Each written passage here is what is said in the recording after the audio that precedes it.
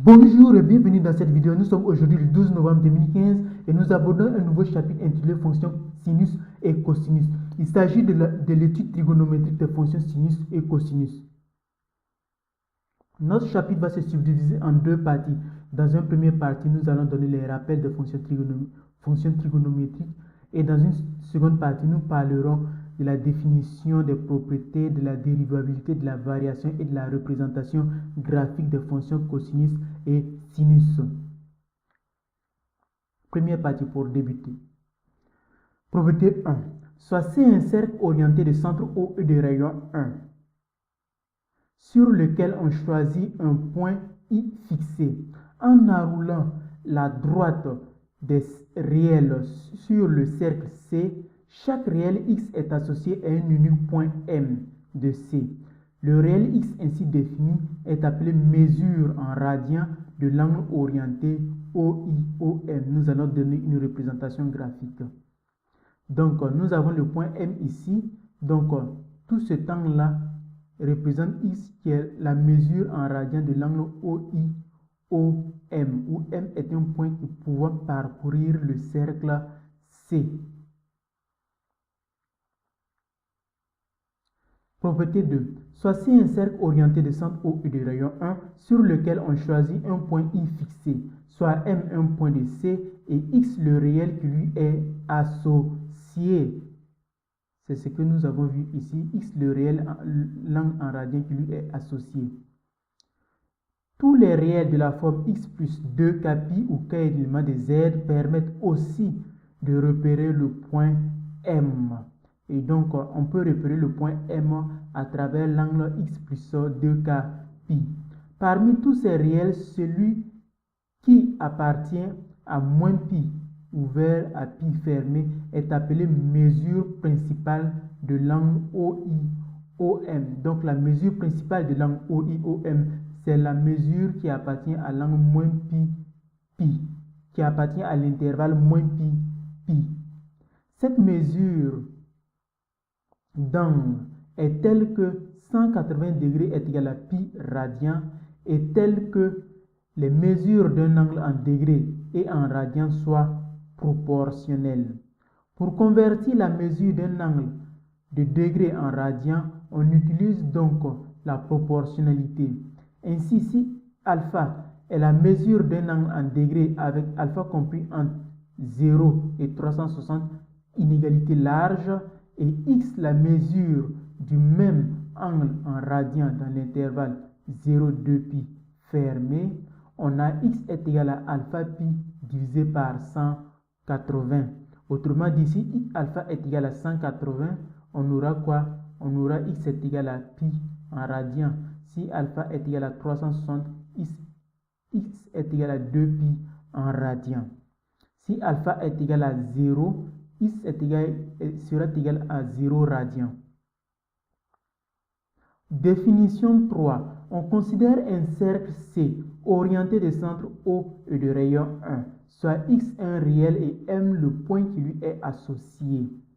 On appelle cosinus de x et sinus de x les coordonnées de M dans le repère OIJ. Et on a ainsi M a pour coordonnée cosinus de x, sinus de x. Donc, à travers le x, l'angle en radian, on peut avoir le cosinus de x et le sinus de x qui sont les coordonnées du point M dans le repère OIJ. Donc, à savoir comme valeurs remarquables, ce sont des valeurs qu'il faut connaître par cœur. Donc, il faut connaître les valeurs des sinus et des cosinus des angles remarquables. Ce sont des angles donnés, ce sont des angles qui sautent directement à l'œil nu, à savoir 30, 45, 60 et 90. Donc, pour le réel x prend la valeur 0, pi sur 6. Pi sur 6 va nous donner 30 degrés, pi sur 4, 45 degrés, pi sur 3, 60 degrés et pi sur 2, 90 degrés. Et donc, le cosinus de 0, c'est 1. Le cosinus de pi sur 6, c'est racine de 3 demi. Le cosinus de pi sur 4, c'est racine de 2 divisé par 2. Le cosinus de pi sur 3, c'est 1 demi. Et le cosinus de pi sur 2, c'est 0. Le sinus de 0, c'est 0. Le sinus de pi sur 6, c'est 1 demi. Le sinus de pi sur 4, c'est racine de 2 sur 2. Le sinus de pi sur 3, c'est racine de 3 divisé par 2. Et le sinus de pi sur 2, c'est 1. Il faut noter qu'ici, on a une sorte de... on peut parler de symétrie axiale. Du genre, quand le cosinus de 0, c'est 1, alors le sinus de 0, c'est 0. Mais lorsque le cosinus de pi sur 2 est égal à 0, alors le sinus de pi sur 2 est égal à 1. Il y a en quelque sorte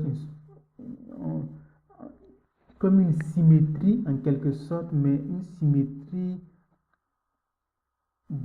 par rapport à un point O, par rapport à un axe.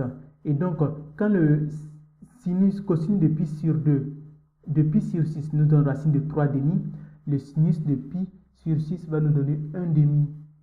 Et de même, le cosinus de pi sur 3, 1 demi, et le sinus de pi sur 3, racine de 3 demi. Donc, les réels associés aux différents points placés sur le cercle ci-dessous. Donc, les différents réels peuvent être placés sur le point. Ici, on a pi sur 6 qui nous donne 30 degrés. Ici, on a pi sur 4 qui nous donne 45 degrés. Ici, on a pi sur 3 qui nous donne 60 degrés. Et ici, on a pi sur 2 qui nous donne 90 degrés. Et ainsi de suite, on a les différents points.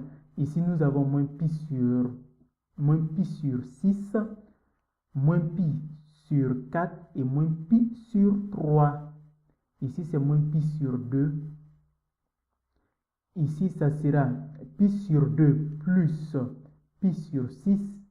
Et ici, ça sera pi sur 2 plus pi sur 4. Ici, ça sera pi sur 2 plus pi sur 6. Et là, ça sera pi sur 2 plus pi sur 3. Pi sur 3. Les propriétés suivantes découlent immédiatement de ce qui précède. Pour tout réel x, on a cosinus de x est compris entre moins 1 et 1 et sinus de x est compris entre moins 1 et 1. Et pour tout réel x, on a cosinus carré de x plus sinus carré de x est égal à 1. Remarquez que cos carré de x plus sinus carré de x est égal à 1.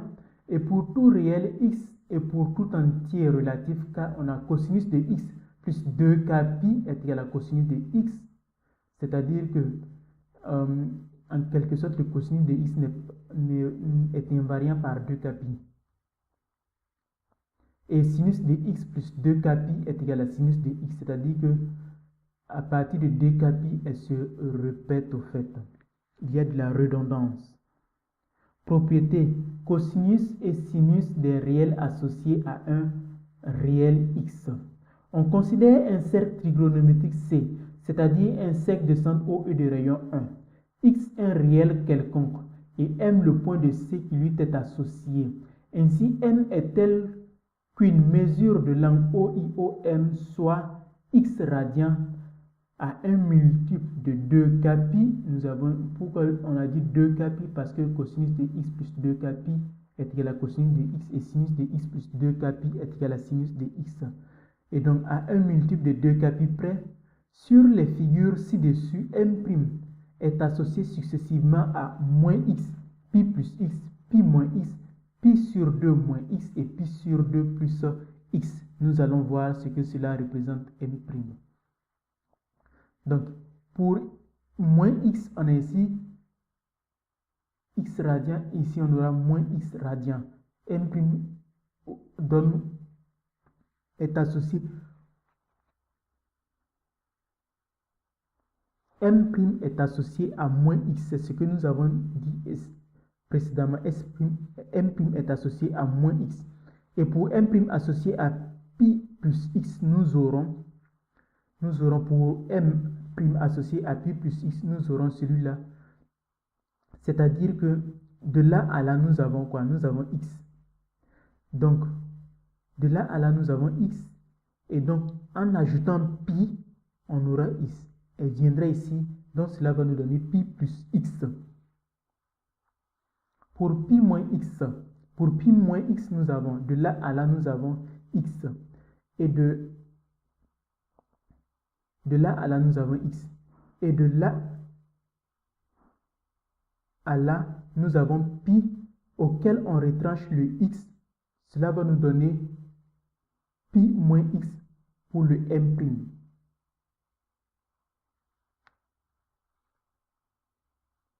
Pour le pi sur 2 moins x, nous avons de là à là, nous avons x. Et de là à là, nous avons pi sur 2. Et lorsqu'on retranche le x, on aura ce m' là qui va nous donner pi sur 2 moins x.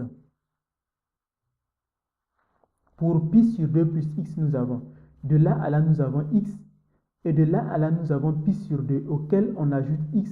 Cela va nous donner m' à pi sur 2 plus x. Donc, par des arguments de symétrie, on peut retrouver successivement les propriétés suivantes.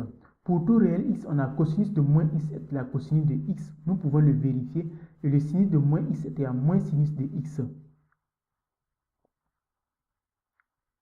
Pour le moins x, nous avons ici, nous avons son cosinus. Et lorsque on a le moins x, nous avons aussi son cosinus. Donc, les deux cosinus sont identiques. Mais pour le sinus, la projeter sur OY, ici, nous aurons son sinus.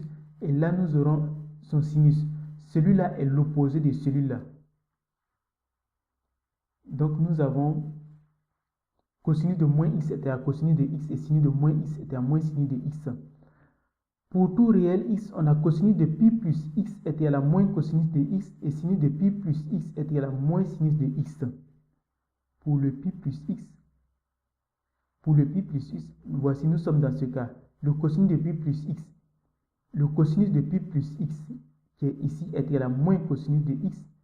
Et le sinus de pi plus x qui est ici là est égal à moins sinus de x. C'est ce que nous avons ici. Et pour le pi moins x, nous sommes là. Le cosinus de pi moins x est égal à moins cosinus de x. Et le sinus de pi moins x est égal à sinus de x. C'est ce que nous avons là. Et ainsi de suite, nous avons pour tout réel x, on a cosinus de pi sur 2 moins x est égal à sinus de x. Et le sinus de pi sur 2 moins x est égal à cosinus de x. Pi sur 2 moins x. Pour pi sur 2 moins x, cosinus de pi sur 2 moins x, qui est ici, est égal à quoi? Cosinus de pi sur 2 moins x, qui est là, est égal à quoi? Est égal à sinus de x. Celui-là, puisqu'ils ont la même longueur. Et sinus de pi sur 2 moins x, qui est ici, est égal à cosinus de x, puisqu'ils ont la même longueur. Ce que nous avons maintenant pour le pi sur 2 plus x. Pour le pi sur 2 plus x, son cosinus est égal à moins le sinus de ça. Et son sinus est égal au cosinus de ça. Et c'est ce que nous avons ici. Maintenant, formule d'addition. Pour tout réel a et b, on a cosinus de a plus b est égal à cosinus de a cosinus de b moins sinus de a sinus de b. Et cosinus de a moins b est égal à cosinus de a cosinus de b plus sinus de a sinus de b. Sinus de a plus b est égal à sinus de a cosinus de b plus sinus de b cosinus de a. Et sinus de a moins b est égal à sinus de a cosinus de b moins sinus de b cosinus de a. Donc pour les cosinus, nous pouvons observer que les cosinus se trouvent d'un côté et les sinus d'un côté. Et si ici il y a plus, ici ça devient moins. Pour la jointure, on aura moins. Et si ici il y a moins, ici ça devient plus. Maintenant pour les sinus, on a le sinus de a cos de b plus sin de b cos de a. Avec le plus, maintenant quand il y a le moins, on aura un moins ici. Sinus de a cos de b moins sinus de b cos de a. On en déduit le cas particulier suivant. Formule de duplication. Pour tout réel a, on a le sinus de 2a est égal à 2 sinus de a. Il suffit de remplacer sinus de 2ab par a. on aura 2 sinus de A cosinus de A. Donc, sinus de 2A est égal à 2 sinus de A cosinus de A. Et pour le cosinus de 2A, il suffit de remplacer le B par A. On aura cos carré de A moins sinus carré de A. Ça nous donne ici cos carré de A moins sinus carré de A. Ou bien, cos de 2A est égal à 2 cos carré de A moins 2 cos carré de A moins 1. Ou cos de 2A est égal à 1 moins 2 sinus carré de A. Donc, on peut remarquer que ces deux dernières expressions de la formule de duplication du cosinus permettent aussi d'obtenir que pour tout réel A, on a cos carré de A est égal à 1 demi en facteur de 1 plus cos de 2A. Et sinus carré de A est égal à 1 demi en facteur de 1 moins cos de 2A. Ça se trouve directement à partir de ces deux égalités-là. On trouve le cosinus et le sinus à partir de ces deux égalités-là. Cela est très facile. Résolution d'équation. Pour résoudre une équation trigonométrique, l'idée est lorsque c'est possible ou en utilisant éventuellement les propriétés ci-dessus, de se ramener à une équation de ce type. Du type cosinus de AX est à cosinus de BX pour en déduire par équivalence que AX est égal à BX plus 2kπ, puisque les cosinus sont invariants lorsqu'on ajoute 2kπ avec k élément de Z. Ou A est égal à moins B plus 2kπ avec k élément de Z.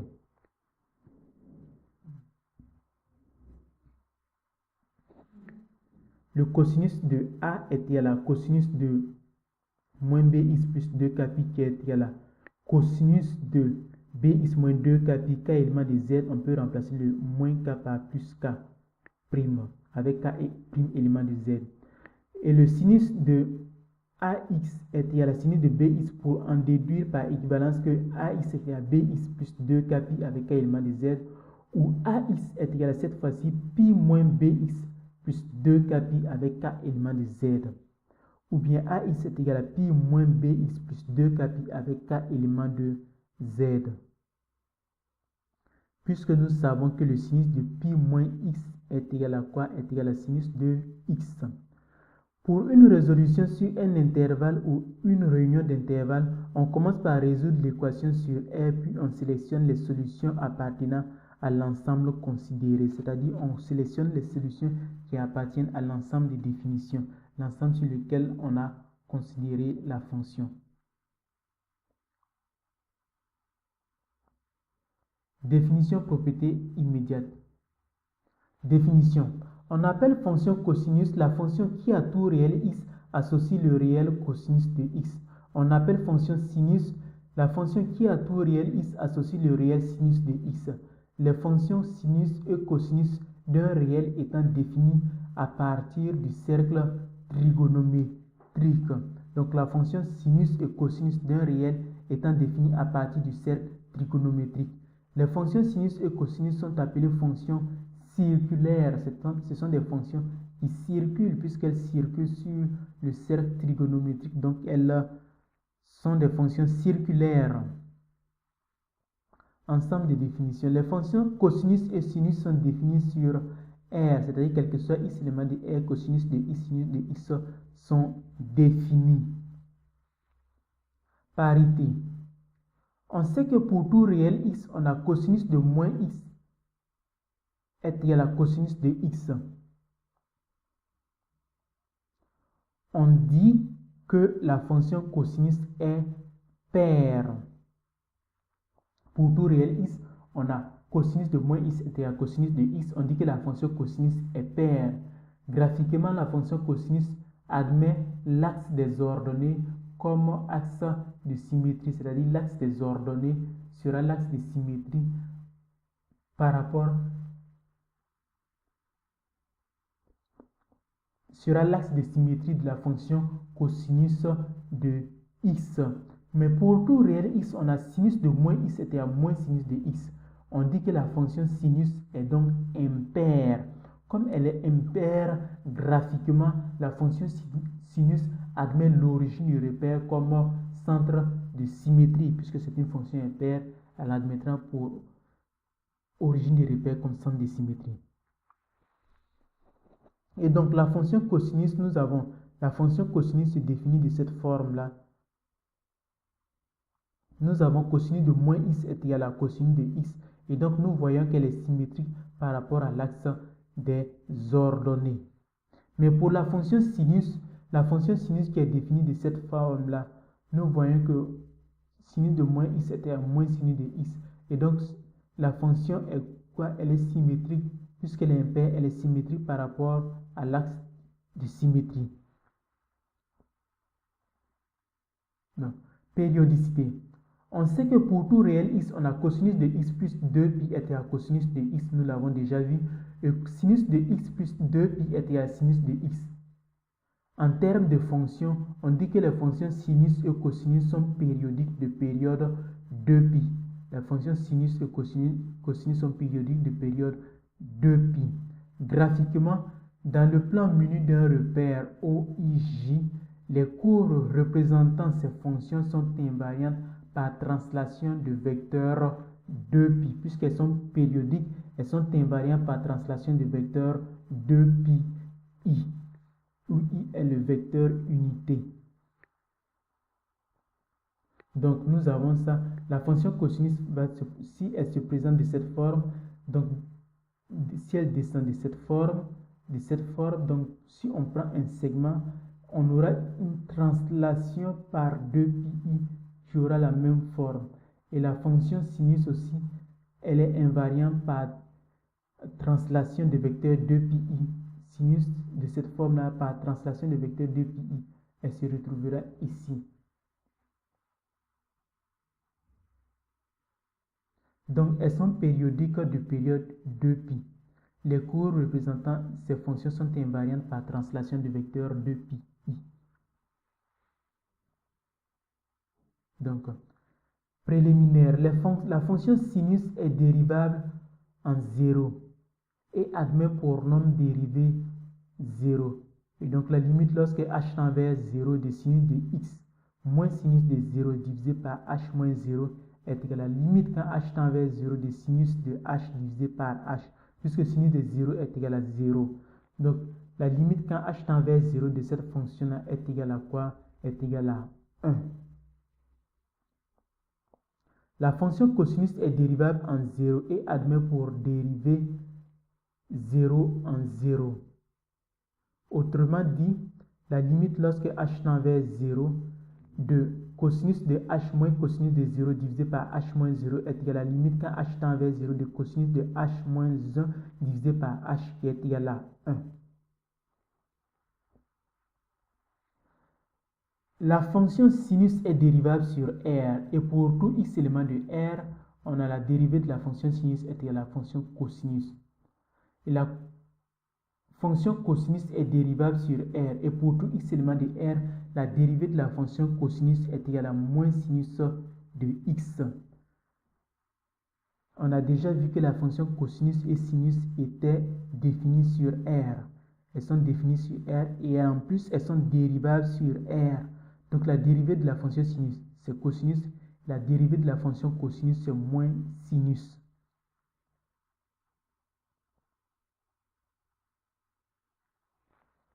La fonction sinus elle est strictement croissante sur 0pi sur 2. Sur 0pi sur 2, la fonction elle est strictement croissante sur pi sur 2, 3pi sur 2. Sur pi sur 2, 3pi sur 2, elle est décroissante.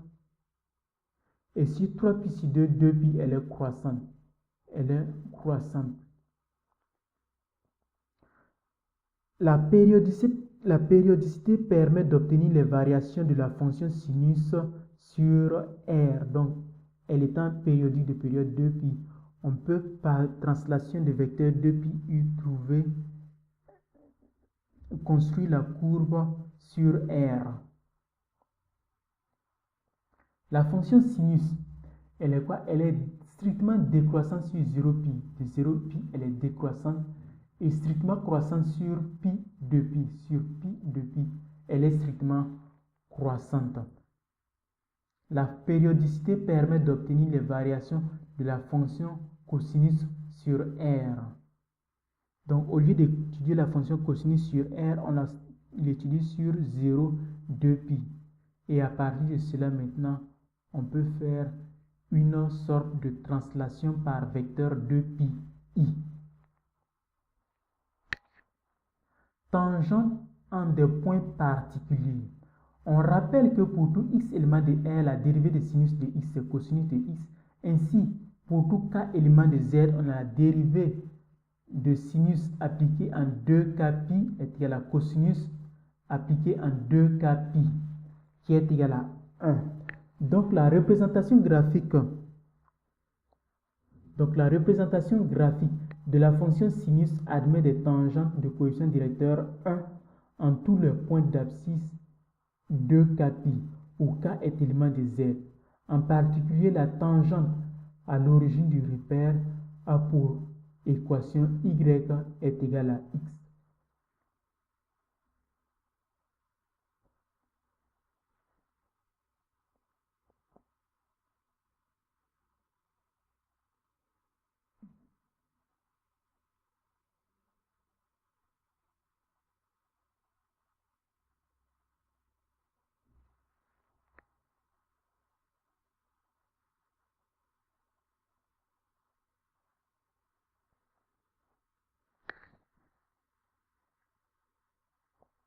Donc,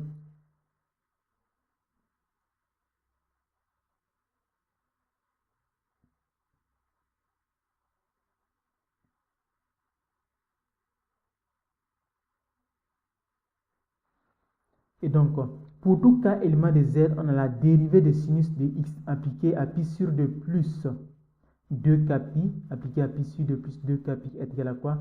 Cosinus de pi sur 2 plus 2k pi qui est égal à 0.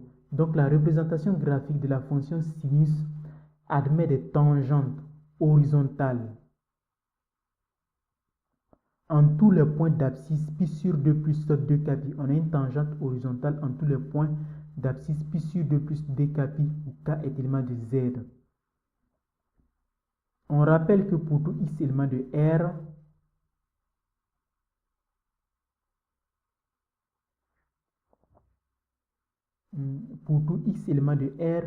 la dérivée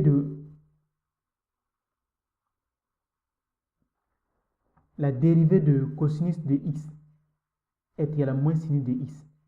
Ainsi, pour tout k élément de z, on a la dérivée de cosinus de x appliquée en 2k pi est égale à moins sinus appliqué en 2k pi qui est égal à 0. Donc, la représentation graphique de la fonction cosinus admet quoi? Des tangentes horizontales en tous les points d'abscisse 2k pi où k est élément de z. Si nous revenons ici, nous avons la dérivée de sinus appliquée en 2k pi fois x appliqué à x plus.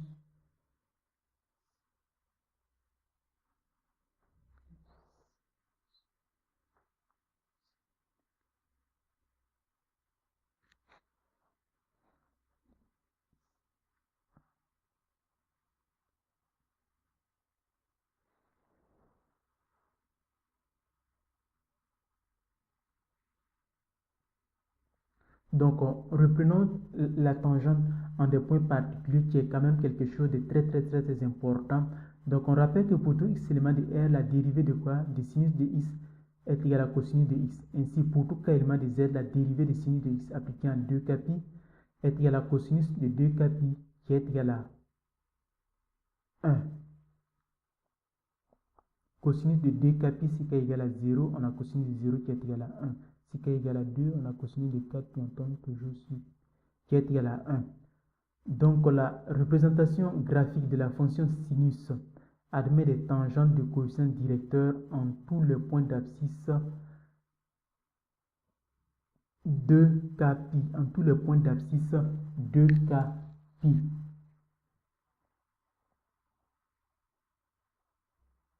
Où k est élément de z.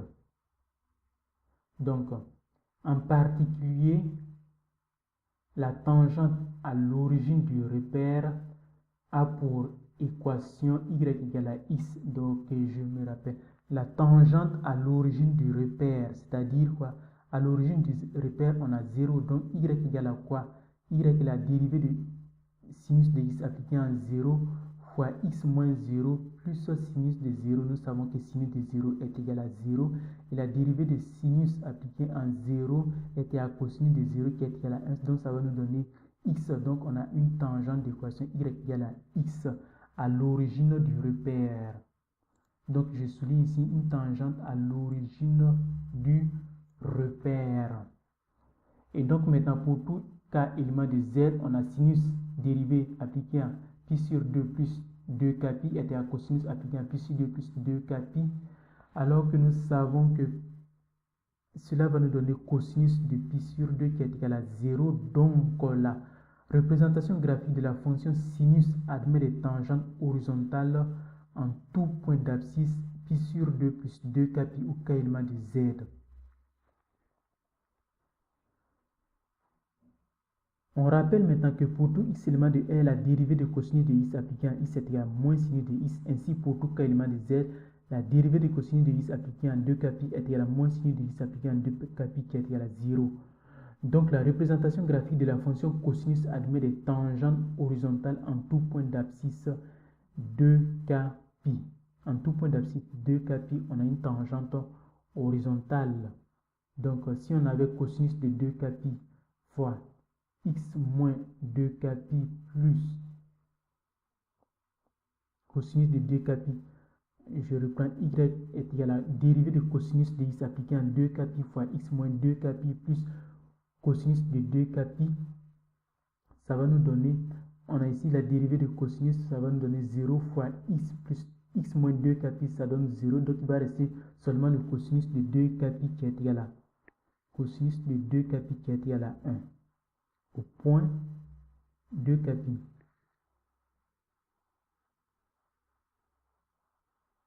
On a une tangente horizontale en quelque sorte. Tangente en des points particuliers. Pour tout cas élément de z, on a dérivée de cosinus appliqué en pi sur 2 plus 2k pi est égal à moins sinus appliqué en pi sur 2 plus 2k pi qui est égal à moins 1, puisque sinus de pi sur 2 plus 2k pi est égal à moins sinus de pi sur 2 qui est égal à moins 1. Donc la représentation graphique de la fonction cosinus admet des tangentes de coefficient directeur moins 1 en tout point d'abscisse pi sur 2 plus 2k pi au cas élément de z. Mais en tout point d'abscisse 2k pi, ici on aura le coefficient directeur est égal à 0, donc c'est y égale à 1. Pour la fonction sinus, on a y égale à x à l'origine, et pour la fonction sinus, on a pour pi sur 2 plus 2k pi, on a le coefficient directeur égal à 0. Donc on aura sinus de pi sur 2 plus 2k pi, on aura 1. Une tangente horizontale qui est égale à 1. Et donc pour les courbes, on a ici la courbe de cosinus, c'est celle qui est en rouge, elle est symétrique par rapport à l'axe des ordonnées, et la courbe de sinus, elle est symétrique par rapport à l'origine du repère. Celle-là est impaire et celle-là est paire. Celles-là, on peut faire des translations de période 2pi i. Si on fait une translation de période 2pi i, on n'aura que de là jusqu'à là. Pour la fonction sinus, on aura une translation de là jusqu'à là, qui représente 2pi i comme vecteur directeur. Maintenant, entre la fonction cosinus et la fonction sinus, il suffit de faire une translation de pi sur 2i. Et vous passez de la fonction sinus à la fonction cosinus. Tangente en des points particuliers. On remarquera les résultats précédemment obtenus lors de l'étude de la parité et de la périodicité de la fonction sinus et cosinus. La courbe représentative de la fonction sinus est symétrique par rapport à l'origine du repère et elle est invariante par translation de vecteur 2pi i. La courbe représentative de la fonction cosinus est symétrique par rapport à l'axe des ordonnées et elle est invariante par translation de vecteur 2pi i. Je reprends. La courbe de la fonction sinus de x est symétrique par rapport à l'origine du repère et invariante par translation du vecteur 2pi. La courbe représentative de la fonction cosinus est symétrique par rapport à l'axe des ordonnées et elle est invariante par translation du vecteur 2pi. On remarquera de plus que la courbe représentative de la fonction sinus est l'image de celle de la fonction cosinus par translation du vecteur pi sur 2i. C'est ce que nous avons vu précédemment. Pi sur 2i. Ce résultat découlant de la propriété établie précédemment, à savoir sinus de pi sur 2 plus x est égal à cosinus de x pour tout réel x. Je vous remercie pour l'attention que vous avez accordée à cet exercice sur fonction cosinus et sinus qui traite de la trigonométrie, des éléments de trigonométrie appliqués à la fonction cosinus et sinus. Je vous remercie pour l'attention que vous avez accordée à cette vidéo et à la prochaine pour un exercice sur ce chapitre. Merci et à bientôt.